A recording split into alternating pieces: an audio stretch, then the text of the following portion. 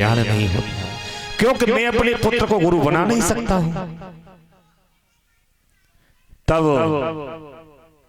जनक महाराज को सूचना दी है, महाराज आप मेरे पुत्र को शिष्य बना लेना। बोले आपसे परम ज्ञानी कौन है? बोले नहीं, आप ही मेरे पुत्र सुखदेव के गुरु बनोगे और आप ही मेरे पुत्र की परीक्षा लोगे कि मेरे पुत्र ने काम क्रोध जीता या नहीं। क्योंकि यदि मैं अपने पुत्र की बढ़ाई करूं तो लोग क्या कहेंगे कि अपने ही पुत्र की स्वयं बढ़ाई कर रहा है, इसलिए आपको ही शिष्य बनाना। तो आज सुखदेव जी महाराज जाते हैं, पिता की आज्ञा अनुसार जनक दरबार,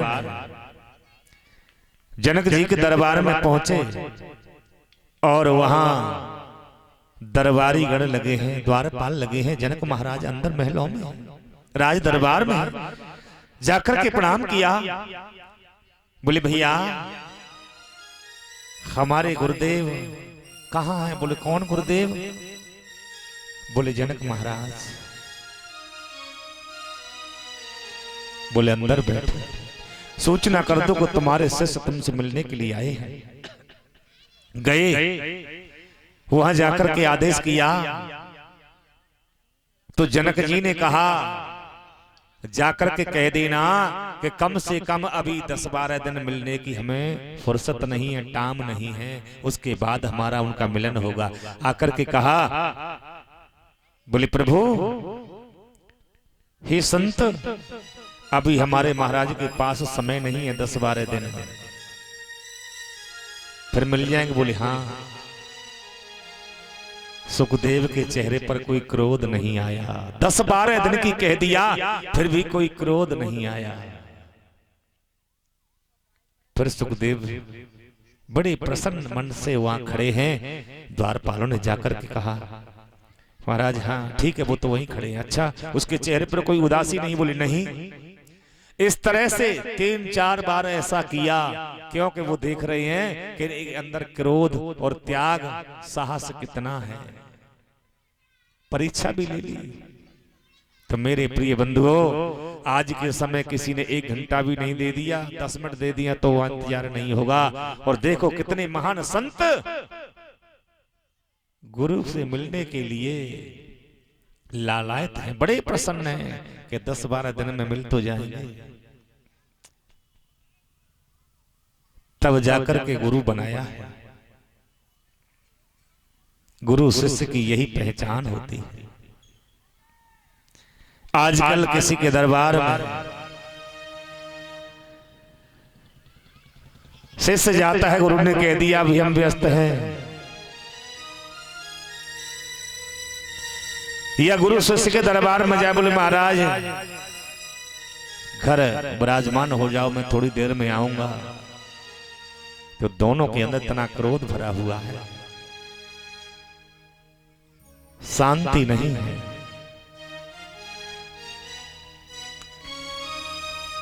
प्रत्येक मानव हृदय में बड़ी दया शांति होनी चाहिए और प्रत्येक प्राणी को गुरु बनाना चाहिए। बिना गुरु के कल्याण नहीं हो सकता है।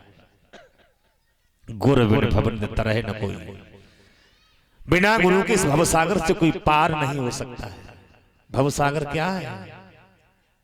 यही भवसागर है, संसार रूपी भवसागर, पार नहीं हो सकता है। आज मेरे प्रिय बंधुओं सूत जी महाराज कहते हैं ऋषियों सुखदेव जी दीक्षा लेकर के फिर वन में चले जाते हैं, भगवान का भजन करने लगे हैं। और इधर में जैसे सूत जी ने कहा कि परीक्षित का उद्धार किया था, तो परीक्षित जी महाराज कौन है? शौनकादिक कहने लगे महाराज हमें श्रवण कराइए। तो आज एक समय की बात है जब महाभारत का अंत हुआ, केवल एक ही बचा है, दुर्योधन, वो भी जमीन पर पड़ा है, जंघा टूटी, जिनकी गदा की प्रहार से जंघा टूट जाती है। उसी समय अश्वत्थामा दुर्योधन के पास निकल के जा रहा है। जैसे पास में आया, बोले भैया तुम्हारी दशा ये किसने बिगाड़ी है? तब कहा क्या बताऊं, भीम ने मेरी जंघा को तोड़ दिया है। अब मैं एक एक पल गिन रहा हूं कि कब मेरी सांसें निकल जाएं, लेकिन मरते मरते मेरे मन में एक लालसा जा रही है। बोले क्या? कि पांचों पांडव मर जाएं तो मेरे मन को शांति मिल जाएगी। अश्वत्थामा ने कहा भैया मुझे आदेश कर दो, समझ लो कि आज पांचों पांडव मारे गए। अच्छा, बोले हाँ ठीक। और उधर में एक शिविर में सो रहे हैं पांचों द्रौपदी के पुत्र, पांचों पांडवा। भगवान कन्हैया छड़ी लेकर के पहरा लगा रहे हैं रात्रि के समय। अर्जुन ने कहा प्रभु आपको नींद नहीं आ रही, आप नहीं सोए? बोले तुम्हें नींद आ रही है लेकिन मुझे नींद नहीं आ रही है, तुम्हारा सोना यहाँ उचित नहीं है। अर्जुन ने कहा प्रभु जब हमारे जीवन की बागडोर तुम्हारे हाथ में है तो हमें चिंता किस बात की? जब भगवान स्वयं हमारी रक्षा कर रहे हैं तो हमें चिंता किसी बात की नहीं है। बोले नहीं, तुम्हारा सोना यहाँ उचित नहीं है। तो पांचों पांडवों को वहां से रातों रात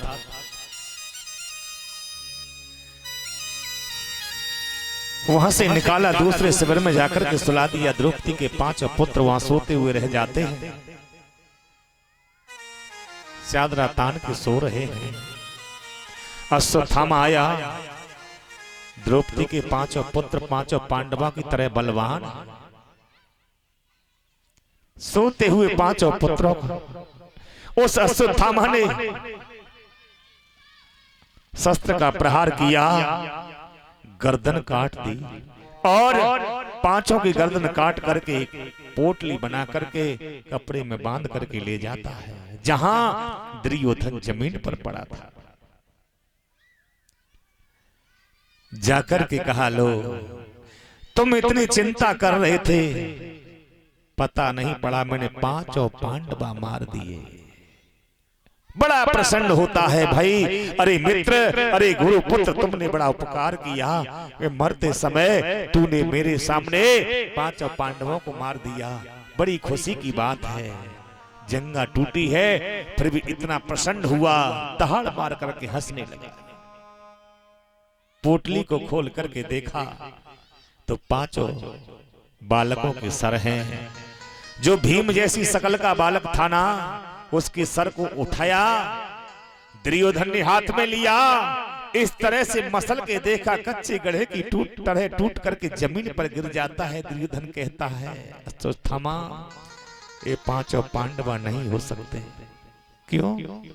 मैं तो मार के लाया हूं। बोले नहीं, क्योंकि भीम का शरीर और भीम का ये सर इतना कमजोर नहीं था कि कच्चे गढ़े की तरह टूट जाए। मैंने हजारों गदा का प्रहार किया है, लोहे की तरह बजता था, आवाज निकलती थी, लेकिन कोई खरोंच तक नहीं आई। और जरा से मसलने पर ये टूट गया। ये द्रौपदी के पुत्र हैं, ये पांडवा नहीं हो सकते। उसको ये श्राप लगा था दुर्योधन को कि जिस दिन तेरे अंदर दया आ जाएगी ना, तू समान हो जाएगा, तभी तेरी मृत्यु होगी। आज उसके अंदर पहली बार दया आई है। अश्वत्थामा हमारा वंश तो निर्वंश हो गया। क्यों? क्योंकि यही हमारे वंश को आगे चलाने वाले, अरे हमारी दुश्मनी थी, लेकिन अब मेरे अंदर बड़ा भाव जागृत हुआ है कि हमारे इस वंश को चलाने वाले केवल द्रौपदी के 5 पुत्र थे, वो भी तुमने मार दिए। अब हमारा बिल्कुल वंश यही निर्वंश हो गया। यह कहकर के उसकी मृत्यु हो जाती है। और इधर में द्रौपदी को मालूम पड़ता है कि मेरे 5 पुत्र मृतक पड़े हैं और सोच रही है, हे विधाता, ही भगवान, क्या बिगाड़ा था मेरे पुत्रों ने अश्वत्थामा का कि मेरे पुत्रों को आज मार दिया, पुत्रों का वध कर दिया। बेचारे पुत्र मेरे नींद में सो रहे थे, क्या बिगाड़ा था। अरे अश्वत्थामा, तू बड़ा निर्दयी है। सभी लोग वहां रो रहे हैं, आंखों से अश्रुपात हो रहा है। 5 पांडवा खड़े हैं, कन्हैया भी पहुंच गए। अर्जुन कहता है, देवी चिंता मत करो, जैसे दुष्ट ने तुम्हारे बालकों का वध किया है, मैं उसे जीवित नहीं छोड़ूंगा, आज मार दूंगा। दौड़ करके गया और जैसे पीछे भागने लगा, अश्वत्थामा ने ब्रह्मास्त्र का प्रहार कर दिया। जैसे ब्रह्मास्त्र आ रहा है अर्जुन की तरफ, तो आज भगवान कन्हैया की ओर कहते हैं, कन्हैया, अरे कन्हैया मुझे बचाओ, कन्हैया मुझे बचाओ, ब्रह्मास्त्र आ रहा है। कन्हैया ने कहा, अर्जुन, कहते हैं विष की दवा विष ही हुआ करती है,